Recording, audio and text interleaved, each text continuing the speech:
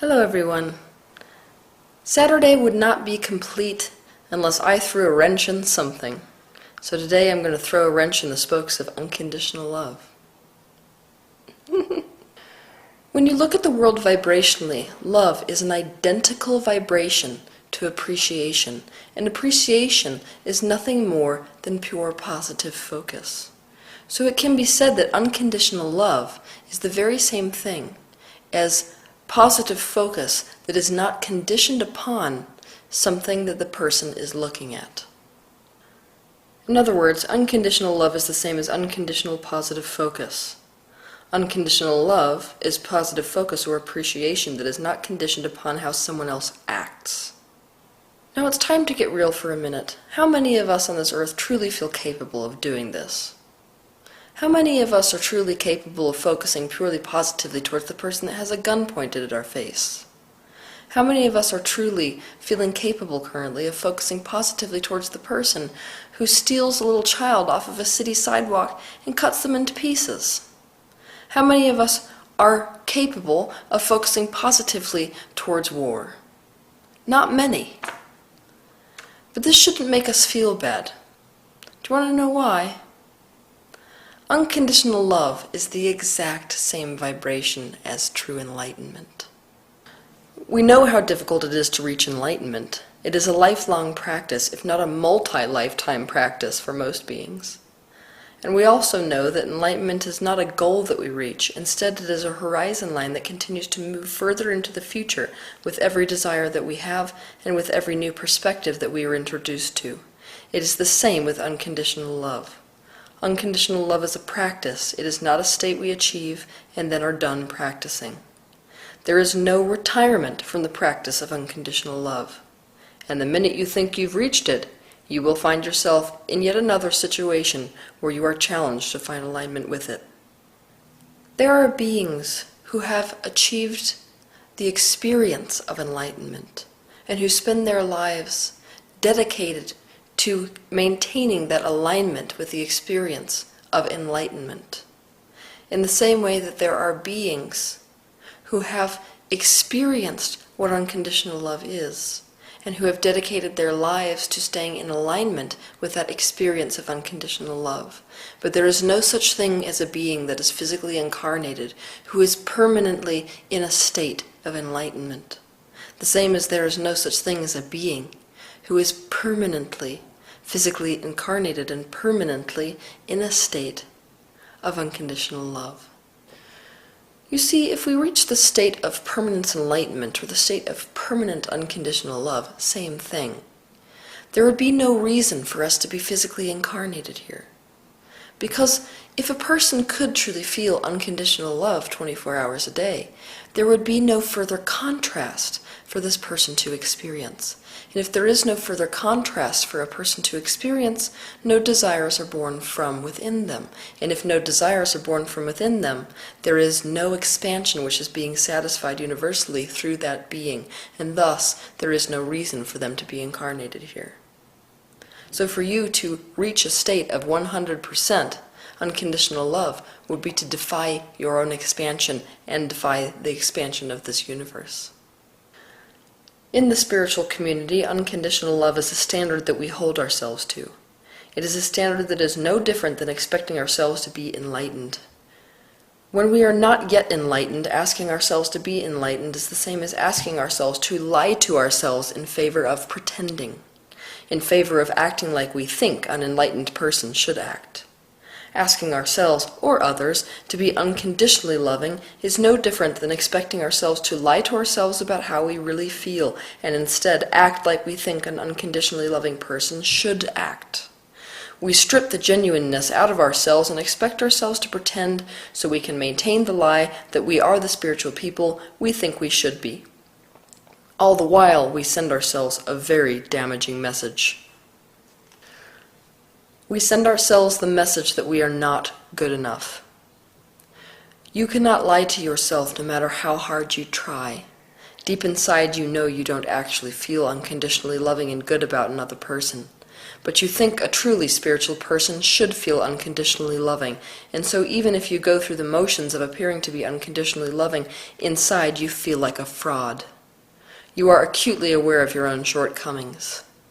We all maintain the lie that we are unconditionally loving and that we need to be unconditionally loving, when the truth is none of us are unconditionally loving. If we were, we wouldn't be physically incarnated here on planet Earth. It is a perfectly fine practice to dedicate yourself to, but unconditional love cannot be forced, and you cannot talk yourself into being unconditionally loving when you are currently feeling negative emotion towards someone, like fear or guilt or hate. If you feel fear or guilt or hate towards someone, and you say to yourself, "Come on now, be unconditionally loving," all you are doing is shaming yourself into good behavior that is in no way genuine. And guess what? You are further away from unconditional love if you do that than if you would just let yourself be in a place of fear, guilt, or hate relative to that person. So how do we become unconditionally loving? The first step is to admit to ourselves and to own up to the fact that unconditional love is the exact same thing as enlightenment. Why is this? Enlightenment is the state of pure alignment with source energy, so as to own, so as to share source perspective. That means that the perspective you hold when you are perfectly in alignment with source energy is source perspective. And source perspective is the most objective of all perspectives. The reason is, it is the collective of all perspectives which have ever been held or are held currently. Because of this, source holds a perspective towards all things in existence which is unconditionally loving. So when you match the perspective of source energy, which is enlightenment, when you match that consciousness so as to match that perspective, you will simultaneously match the perspective of unconditional love towards all things in existence. This means that anything that we do as people to reach enlightenment will culture unconditional love within ourselves. There are thousands, if not millions, of roads to that one destination that we call enlightenment. The same goes for unconditional love. There would be no way whatsoever to give you the way to reach the state of unconditional love, because there are many roads there, and many left yet to be invented. So all anyone can do is give you suggestions that may serve you to close the gap between where you are and unconditional love. By now you know that if you really want to unconditionally love the world, you can't start with the world. You have to start with yourself.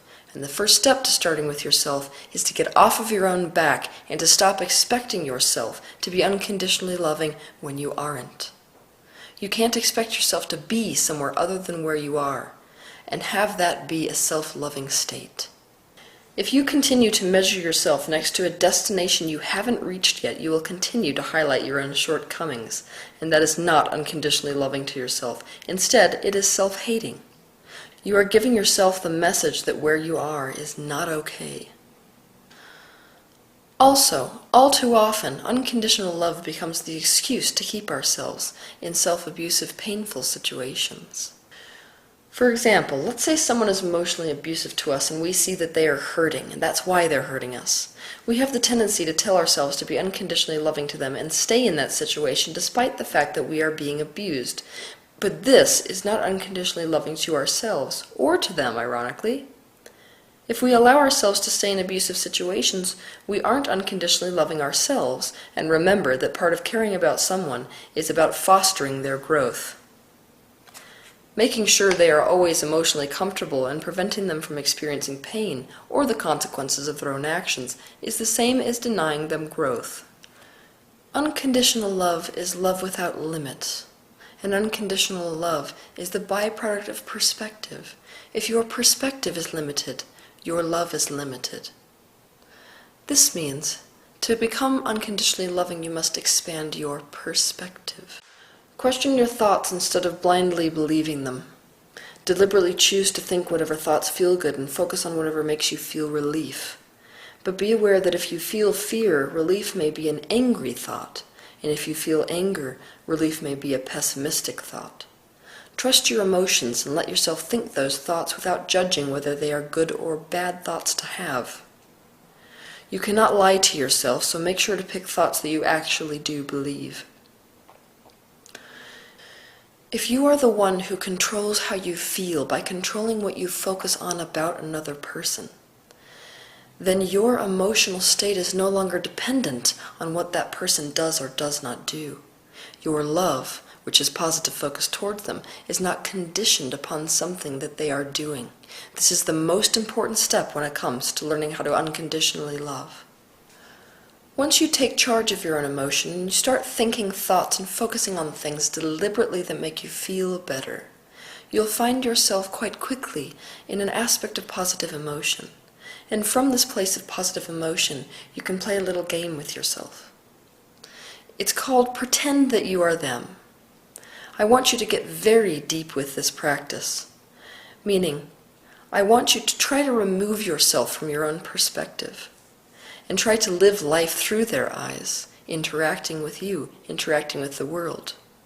Taking on their perspective will help you to understand them, and understanding expands your perspective. And when your perspective is expanded, it is very easy to slip into the space of unconditional love. I want to stress that this particular process of slipping into someone else's perspective cannot be forced, and it cannot be done prematurely. If you try to do it prematurely from a negative emotional space when you're still feeling guilt or fear or anger or hatred, then it's self-invalidating, and that's self-abusive. Next, we must learn the art of detachment. Detachment does not mean to stop caring about another person. It means to detach your happiness from the other person so that their actions aren't affecting the way that you feel. It's to take responsibility for how you feel, to remove that responsibility from the other person or from the external world. If we are attached to the outcome of someone, or if we are attached to them behaving in one way or another, we are now unable to be unconditionally loving. Our positive focus now depends on them. Our love, which is no different than pure appreciative focus, is now conditional upon how they behave. If you are attached to them, it is a parasitic relationship. And yes, before you start feeling bad about this, most current human relationships are parasitic.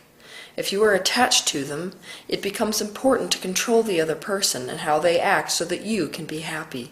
If they must change to make you happy, you don't unconditionally love them. The first step as far as detachment is concerned is to admit to where we are, to admit to the fact that we are attached, to admit that we feel completely powerless to other people, that our happiness does seem to be at the mercy of what they do and don't do, and what happens in the world around us. Learning detachment is a lifelong practice, but I promise you, the more you detach, the more you will love. Remember that it is easy to love someone or something that is easy to love, but we are powerless if we can only love someone based on the condition of them behaving in a way that is easy to love. Unconditional love is in fact the state of being completely in alignment with source perspective despite external conditions. To love conditionally is to say, these parts make me feel good about you, and these parts make me feel bad about you. And so I need the parts that make me feel bad about you to go away so that I can feel good when I look at you, because the only thing that I am looking at is what makes me feel good. Unconditional love is to say, I am responsible for how I feel. I trust myself to focus at you in a way where I am paying attention to things that make me feel good about you. And so, the way I feel is not conditioned upon what you do. You do not have to change one thing for me to be in control of what I am focused on about you. And so, I am capable of radiating love towards you 24 hours a day, if that's my wish, by virtue of having complete control of my own way of focusing upon you. If you wish to understand unconditional love, understand this. It is the process of understanding that you are capable of loving regardless of the condition that you're looking at. And we must realize, not only are we capable of feeling love regardless of the condition, we are love regardless of the condition.